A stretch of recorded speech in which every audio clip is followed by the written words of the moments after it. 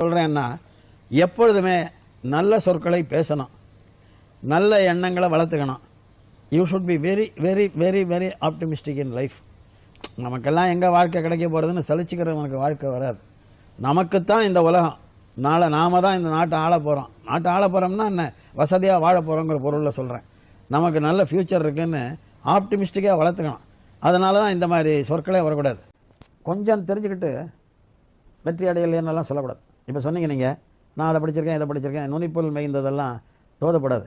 நீங்கள் ஒன்று வச்சுக்கோங்க, உங்களுடைய அறிவு பிறரால் பாராட்டப்பட வேண்டும் என்றால் நீங்கள் எதை படிக்கிறீங்களோ அதில் ஆழங்கார் பட்டு படிக்கணும், எடுத்தெண்ணி படிக்கணும். எதாக இருந்தாலும், எந்த தொழில், கிரிக்கெட் விளையாடலாம், கவிஞனாக இருக்கலாம், நடிகனாக இருக்கலாம், எழுத்தாளனாக இருக்கலாம், எந்த துறையை நீங்கள் தேர்ந்தெடுக்கிறீர்களோ அந்த துறையில் ஆழமாக உங்களுடைய அறிவை விருத்தி பண்ணிக்கணும். நீங்கள் அறிவை விருத்தி பண்ண என்றைக்காவது ஒரு நாள் வெற்றியினுடைய எல்லையை தொடுவீங்க.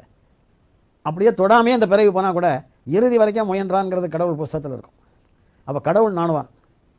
என்னுடைய முயற்சி அது பலன் அளிக்காமல் போகாது.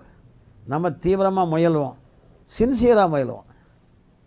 அதைத்தான் வள்ளுவனே சொன்னான், நான் சொல்லலை, மெய் வருத்த கூலி தரம்னா. அதை உடம்பு வருத்தன்னு ஒரு அர்த்தம், மெய்யாகவும் வருந்தணும். நீங்கள் அது அது அது தெய்வத்தினால் ஆகாதுன்னு சொன்னால், தெய்வத்தினால் ஆகாவிட்டால் கூட நீங்கள் மெய்யாக வருந்தினால், மெய்யாக உங்கள் மெய்யை வருத்தினால் அதற்குள்ள கூலி கிடைக்காம போகாது, தாமதமாகலாம். அதைத்தான் டால்ஸ்டாய் சொல்கிறான், God sees the truth but waits. என்றைக்கு இருந்தாலும் உங்களுடைய உழைப்பு வீணாகாது. நான் இதை செய்வேன், நான் இந்த காரியத்தை ஈடுபட்டு வெற்றிகரமாக முடிப்பேன் அப்படிங்கிற நான்கிற எண்ணம் கண்டிப்பாக வேணும். அது கர்வம் அல்ல. அதாவது தன்னை உன்னை நீங்களே உயர்வாக நினச்சிக்கலன்னா ஒரு காரியம் செய்ய முடியாது. உன்னை நீங்கள் தாழ்த்திக்கின்ற ஒரு காம்ப்ளெக்ஸ் டெவலப் பண்ணிங்கன்னா உங்களால் செய்ய முடியாது. கண்ணனே பகவத்கீதையில் அர்ஜுனனை பார்த்து, உன்னை நீயே உயர்வாக நினைத்து கொள்ளாவிடில் எப்படி உலகம் நினைக்குங்கிறான். வள்ளலார் சொல்கிறார், தன்னை அறிந்து தின்பமுறை வெண்ணிலாவே ஒரு தந்திரம் நீ சொல்லாயோ வெண்ணிலாவேன்னு. நீங்கள் உங்களை அறியணும். அது மண்டகனம் அல்ல. நம்மக்கிட்ட இந்த திறமை இருக்குது, சின்னதாக ஒரு பொறி இருக்குது.